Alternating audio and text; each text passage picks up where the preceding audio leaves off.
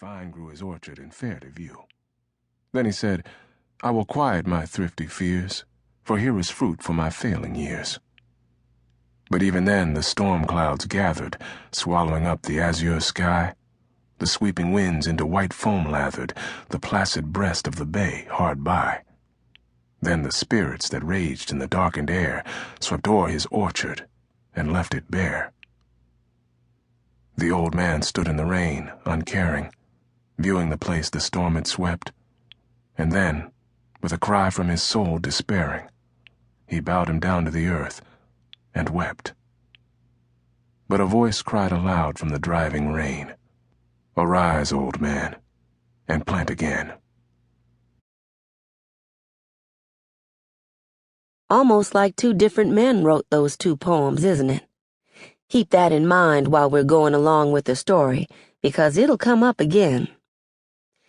I'm thinking now about where to start. I suppose the first thing you ought to know is that Paul's mama and daddy, Matilda and Joshua Dunbar, were born slaves. But by the time Paul was born in 1872, that long, hard Civil War had been over for 7 years. So Paul was born free, right here in Dayton, Ohio. Still, you hear some of his poems, you'll find out he wasn't a stranger to slavery days. That's because all his life long, he listened to people's rememberings. His mama, now, she liked telling about life in the slave cabins, everyday goings-on, especially the funny ones. Even when Paul was grown, he liked to listen to old folks talking about their lives, and sometimes he'd turn their memories into poems. Opportunity. Granny's gone a-visitin'. Seen her get a shawl when I was a-hiding down behind the garden wall. Seen her put a bonnet on, seen her tie the strings, and I's gone to dreaming now about them cakes and things.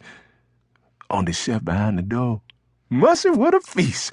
Soon as she gets out of sight, I can eat in peace. I've been watching for a week, for this here chance.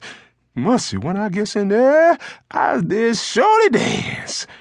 Lemon pie and ginger cake, let me sit and think.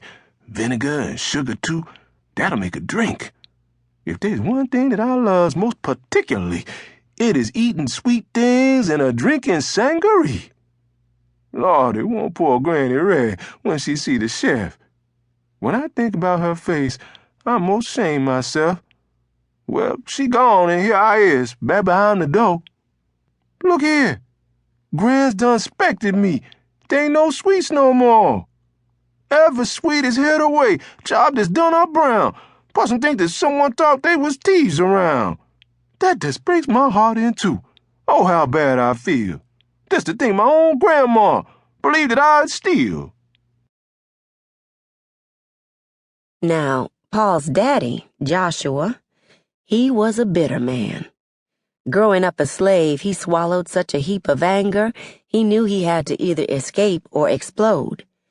Exploding would be easier, but it would likely get him sold down the river.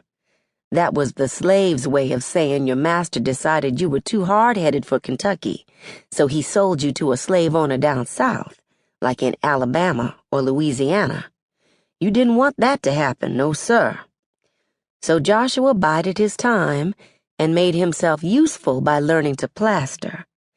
He got so good at plastering he was sometimes hired out to other plantations. That way he saw more of the country round about. He studied his chances, and when the right opportunity came, he ran away to Canada, escaping by way of the Underground Railroad. I expect you've heard of that, right? While he was living up there, back in this country, the Civil War began. And after a while he heard that President Lincoln had freed all the slaves, and that the Union Army was enlisting colored soldiers. Colored. That's what they called blacks then, honey, or Negro, if they wanted to be specially polite. Right away, Joshua came back across the border to join up. More than one of Paul's poems was inspired by his dad's Civil War stories, but I've always wondered if Joshua talked about what it was like being in the U.S. colored troops. Did he explain how he enlisted in a